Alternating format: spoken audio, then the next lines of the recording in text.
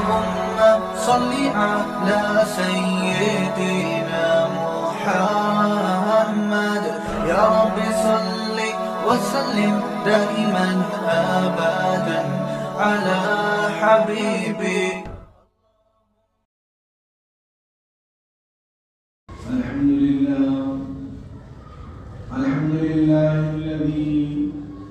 الحمد لله نحمده ونستعينه ونستغفره ونؤمن به ونتوكل عليه ونعوذ بالله من شرور أنفسنا ومن سيئات أعمالنا من يهده الله فلا مضل له ومن يضلله فلا هادي له ونشهد أن لا إله إلا الله وحده لا شريك له ونشهد أن محمدا عبده ورسوله.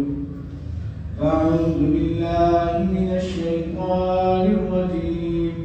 بسم الله الرحمن الرحيم. ألا إن أولياء الله لا خوف عليهم ولا هم يحزنون. صدق الله العظيم وصدق رسوله النبي الكريم. میرے بزرگوں دوستوں، والد صاحب کا ایک معمول تھا کہ کچھ مہینے کے اعتبار سے، کچھ تاریخ کے اعتبار سے کچھ بیان کیا کرتے تھے بزرگان دین کے بارے میں، اولیاء کرام کے بارے میں، اور بھی بہت سارے لائن سے وہ بیان کرتے تھے. جتنے بھی بزرگان دین اس دنیا میں آئے، سب کی ایک کوشش رہی سارے بزرگان دین کی کہ کس طرح سے امت محمدیہ اللہ اور اللہ کے رسول کے دین پر چلنے والا بن جائے. سارے بزرگان دین کی ایک ہی کوشش تھی کہ کس طریقے سے یہ امت اللہ کے راستے پہ چلنے لگے، نماز قائم کرنے لگے، روزہ رکھنے لگے، سیدھے راستے پہ چلنے لگے، جھوٹ نہ بولے، غیبت نہ کرے، چغلخوری نہ کرے. یہ سارے بزرگان دین کی اور اولیاء کرام سبوں کی ایک ہی کوشش تھی کہ کس طریقے سے یہ امت سیدھے راستے پہ چلنے لگے. یہی کوشش خواجہ غریب نواز رحمۃ اللہ علیہ، وارث پاک رحمۃ اللہ علیہ، غوث پاک رحمۃ اللہ علیہ، جتنے بھی بزرگان دین ہیں سبوں کی ایک ہی کوشش تھی کہ کس طریقے سے یہ امت سیدھے راستے پہ چلنے لگے. سبوں نے اسی چیز کی دعوت دی. ابھی ہم لوگ اس مہینے کو خواجہ صاحب رحمۃ اللہ علیہ، خواجہ معین الدین چشتی رحمۃ اللہ علیہ سے منسوب بھی کرتے ہیں. خواجہ معین الدین چشتی رحمۃ اللہ علیہ کا حسب و نسب جو ہے وہ سید ہے.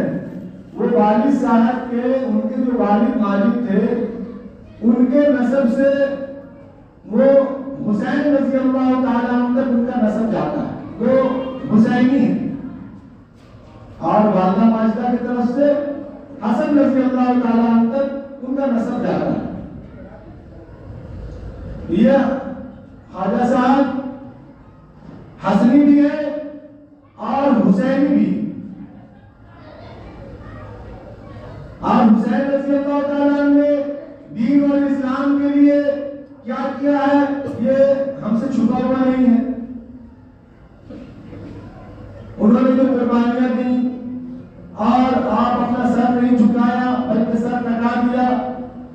یہاں تک کہ آخری وقت آیا جو حسین رضی اللہ تعالیٰ عنہ کا، جب کفار نے آپ سے پوچھا کہ آپ کیا کرنا چاہتے ہیں تو آپ نے کہا کہ مجھے 2 رکعت نماز پڑھنے دو.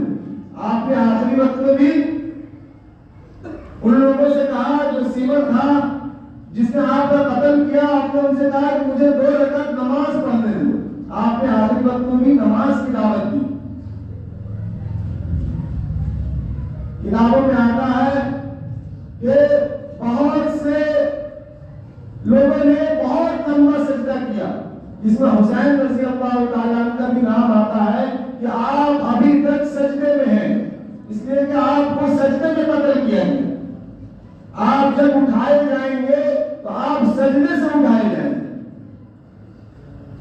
وہ حسینی ہے خواجہ صاحب معین الدین چشتی رحمۃ اللہ علیہ،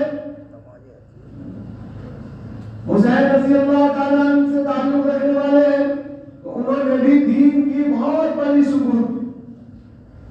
آپ جب خواجہ صاحب جب حج کے لیے مکہ تشریف لے گئے تو آپ نے مکہ کی سرزمین آنے سے پہلے آپ نے اپنے چپل کو اٹھا کر اپنے سر پہ رکھ لیا۔ اہل مکہ مذاق اڑانے لگے، اہل مکہ مذاق اڑانے لگے کہ پاؤں میں پہننے کی چیز کو یہ کون شخص ہے جو سر پہ لیے جا رہا ہے؟ تو آپ سے کسی نے پوچھا، دریافت کیا کہ آپ نے ایسا کیوں کیا کہ آپ نے پاؤں میں پہننے کی چیز کو اپنے سر پہ رکھ لیا؟ تو خواجہ صاحب نے فرمایا کہ میرے نبی کے پیدائش کی جگہ ہے، میرے نبی یہاں پیدا ہوئے، پتہ نہیں کہاں پر کھیلے ہوں گے، کہاں پر بیٹھے ہوں گے، کہاں پر دین کی دعوت دی ہوگی، کہاں پر لوگوں سے خطاب کیا ہوگا، اس لیے میں کیسے اس جگہ پر میں چپل پہن کر چل سکتا ہوں، میں اپنے پاؤں میں چپل ڈال کر کیسے چل سکتا ہوں؟ تو ایسی محبت کا ثبوت خواجہ صاحب نے دیا۔ تو خواجہ صاحب کے جو ماننے والے ہیں ان کو بھی چاہیے کہ وہ اپنے نبی سے ایسی محبت کرے جو خواجہ صاحب کیا کرتے تھے۔ اور نبی کی محبت کیا ہے؟ نبی کی محبت ہے کہ ہم دین پر آ جائیں، جو اللہ کا دین ہے، جو اللہ کے نبی لے کر آئے تھے، جس پر ہم کو حوالہ کرنا چاہتے تھے، ہم اس دین پر آ جائیں۔ یہی اللہ کے نبی کی محبت ہے۔ صحابہ نے اللہ کے نبی سے عجیب و غریب محبت کی ہے۔ آج ہم اپنی شکلیں عجیب و غریب بناتے ہیں تاکہ ہم خوبصورت لگنے لگے، لیکن صحابہ نے اللہ کے نبی کے بارے میں، اللہ کے نبی مسجد نبوی کے صحن میں بیٹھے تھے، جابر بن سمرہ رضی اللہ تعالیٰ عنہ فرماتے ہیں کہ اللہ کے نبی مسجد نبوی کے صحن میں بیٹھے تھے اور اوپر چاندنی کا چاند تھا۔ اللہ کے نبی مسجد نبوی کے صحن میں بیٹھے ہیں اور اوپر چاندنی کا چاند ہے۔ جابر بن سمرہ کہتے ہیں کہ میں اللہ کے نبی کو دیکھتا اور پھر چاند کو دیکھتا، پھر اللہ کے نبی کو دیکھتا، پھر چاند کو دیکھتا۔ اللہ کی قسم چاند سے زیادہ خوبصورت اور چمکتا ہوا چہرہ میرے نبی کا تھا۔ سبحان اللہ۔ تو صحابہ نے ایسی محبت کی اپنے نبی سے، خوبصورتی دیکھی تو نبی میں، جو کچھ دیکھا وہ نبی میں دیکھا۔ آج ہم خوبصورتی کہیں اور دیکھتے ہیں، آج ہم نے اپنی شکلوں کو ایسا بنا رکھا ہے، آج ہم نے اپنے بالوں کو ایسا کتروا رکھا ہے کہ اس کا کوئی مثال نہیں، جبکہ ہم نبی کے امتی ہیں۔ ہماری شکلیں نبی کی طرح ہونی چاہیے، ہمارے بال اور ہمارے چہرے پہ داڑھی ہونی چاہیے تھی، ہم کو میرا اپنا حلیہ نبی کی طرح ہونا چاہیے، لیکن آج ہم نے ایسی شکلیں بنائی ہے جس کے بارے میں بتانا مشکل ہے، لیکن ہم یہ محسوس کرتے ہیں کہ شاید ہم خوبصورت لگ رہے ہیں۔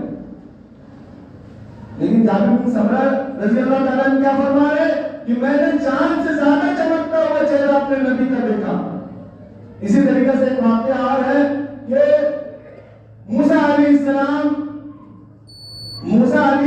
کے مقابلہ میں فرعون نے 70 جادوگر کو لایا۔ موسیٰ علیہ السلام کے مقابلہ میں فرعون نے 70 جادوگر کو لایا تاکہ موسیٰ علیہ السلام سے مقابلہ کیا جائے۔ سب موسیٰ علیہ السلام کو جادوگر کہتے تھے، تو فرعون سوچا کہ جادوگر ہے، ان کے مقابلہ میں بڑے بڑے جادوگر 70 جادوگر کو لائے۔ سبوں نے بہت جادو دکھایا اور اپنا جتنا فن دکھانا تھا وہ سارا فن کو دکھا چکا۔ اس کے بعد موسیٰ علیہ السلام نے جب اپنا عشا پھینکا، اپنا عشا ڈالا تو سارا فن جادوگروں کا ختم ہو گیا، سب جادوگر نے کلمہ پڑھ لیا۔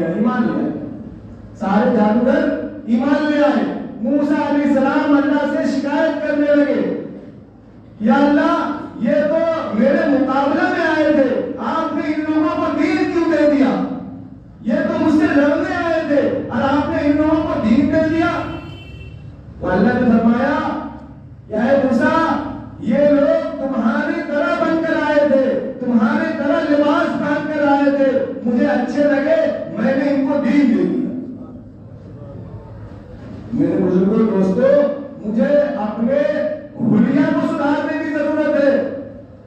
جو حلیہ اللہ کے نبی کا تھا، جو بزرگان دین کا تھا، بزرگان دین نے بڑی محنت کی ہے۔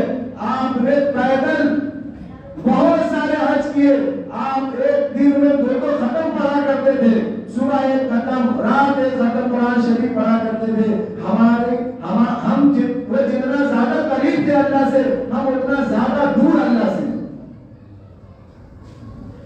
بزرگان دین کو ماننے کا اور ان کا احترام کرنے کا وجہ اصل میں یہی ہے کہ بزرگان دین یہی چاہتے تھے کہ یہ امت، اللہ کے نبی کی جو امت ہے، وہ کس طریقے سے دین پر آ جائے، نمازی بن جائے، روزہ رکھنے والی ہو جائے اور صدقہ خیرات کرنے والی امت ہو جائے۔ یہ اللہ کے، یہ بزرگان دین کی ایک کوشش تھی۔ اس لیے میرے بزرگوں دوستو، آپ اپنی زندگی میں بزرگان دین کے طریقہ کو لائے اور مسجد میں آنے والے بنے،